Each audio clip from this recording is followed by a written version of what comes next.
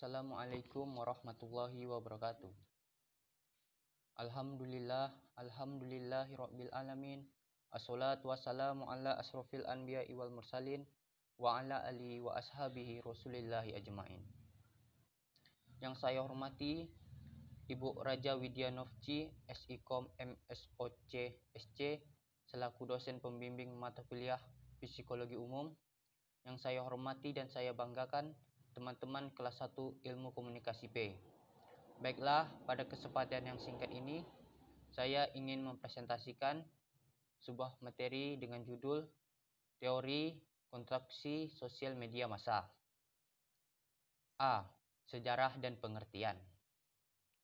Awalnya, teori konstruksi sosial media massa berasal dari teori konstruksi sosial atas realitas yang diperkenalkan oleh Peter L. Berger dan Thomas Luckmann, yang mengatakan bahwa pada dasarnya realitas sosial dibentuk dan dikonstruksi oleh manusia itu sendiri. Teori ini muncul pada tahun 1960-an. Pendekatan dilakukan terhadap masyarakat transisi modern di Amerika ketika media massa belum menjadi sebuah fenomenal atau variabel yang menarik untuk dibicarakan. Sebab itu, teori konstruksi sosial atas realitas Peter L. Berger dan Thomas Luckmann tidak memasukkan media massa sebagai variabel atau fenomena yang berpengaruh dalam konstruksi sosial atas realitas. Ketika masyarakat semakin modern, teori dan pendekatan konstruksi sosial atas realitas Berger dan Luckmann tidak lagi menjawab perubahan zaman, terutama di zaman modern. Pasalnya, masyarakat transisi modern Amerika Serikat telah habis dan berubah menjadi masyarakat modern. Dengan demikian, hubungan-hubungan sosial antar individu dan kelompoknya, pemimpin dan kelompoknya, orang tua dan anggota keluarganya menjadi sekunder atau rasional. Dalam buku Konstruksi Sosial Media Massa, Realitas Iklan Televisi dan Masyarakat Kapitalistik, Teori dan Pendekatan Konstruksi Sosial atas Realitas Peter L. Berger dan Thomas Luckmann telah direvisi dengan melihat variabel dan fenomena media massa menjadi hal yang substansional dalam proses eksternalisasi, objektifikasi, dan internalisasi. Artinya, sifat dan kelebihan media massa telah memperbaiki kelemahan proses konstruksi sosial atas realitas yang berjalan sangat lambat itu. Maka muncullah teori konstruksi sosial media massa sebagai teori yang dapat melengkapi teori yang sebelumnya. Teori konstruksi sosial media massa adalah sebuah landasan yang menjadi landasan teori untuk memahami bagaimana suatu peristiwa dikonstruksikan ulang oleh pekerja media untuk disampaikan kepada pembaca.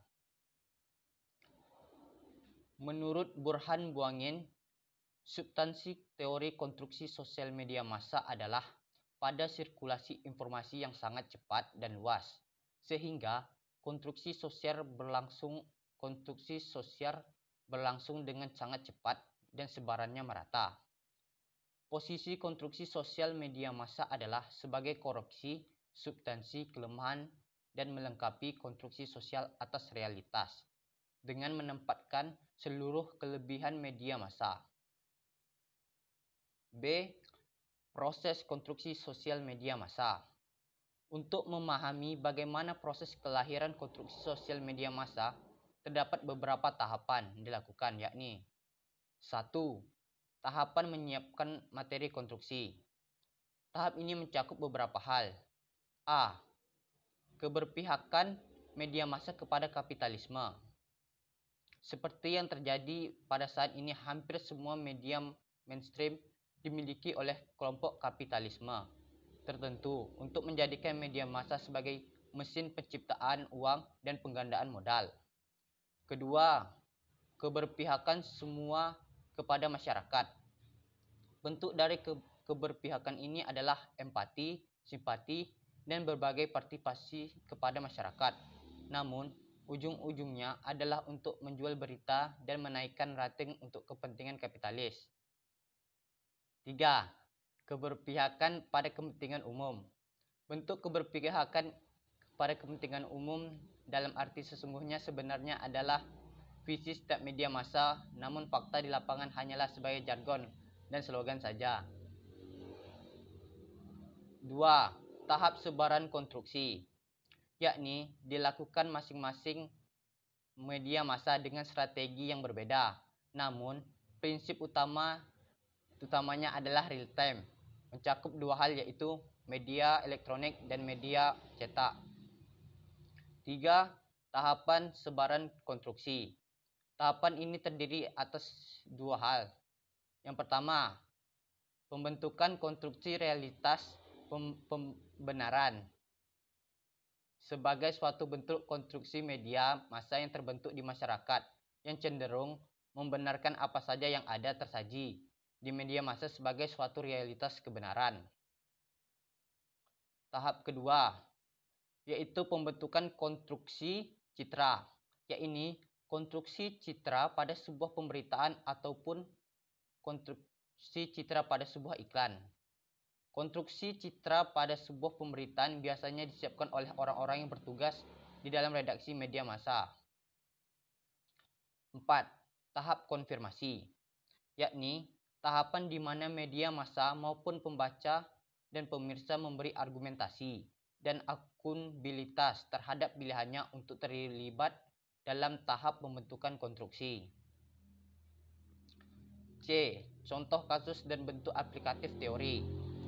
Pada mulanya, iklan televisi merupakan subkajian sosiologi komunikasi massa yang kemudian bersentuhan dengan studi komunikasi, bisnis, dan budaya populer.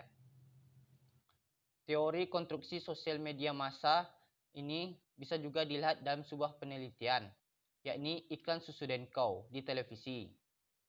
Dalam iklan tersebut, disebutkan sebuah tagline, "Aku dan kau suka dengan kau." Pada awalnya, ide iklan tersebut diangkat dari dialog seorang ibu dengan anaknya dalam kehidupan sehari-hari. Namun, begitu dialog itu terjadi dalam media televisi, maka telah terjadi perubahan citra, bahwa dan kau bukan lagi susu sembarangan. Hal ini dikarenakan ketika pada akhir dialog, sang anak sehabis minum susu dan kau, lalu ia memberitahukan kepada ibunya kalau tangannya telah menyentuh telinga. Artinya, sang anak telah cepat besar hanya dengan meminum segelas susu dan kau. Berdasarkan contoh iklan Susu dan Kau tersebut, peneliti menyimpulkan bahwa akhirnya iklan tersebut menggiring kepada serangkaian pertanyaan dan opini tentang bagaimana suatu realitas sosial bisa dikonstruksi oleh iklan televisi atau media. Baiklah, cukup sekian hasil presentasi yang dapat saya sampaikan. Apabila ada kekurangan, mohon dimaafkan. Saya akhiri. Assalamualaikum warahmatullahi wabarakatuh.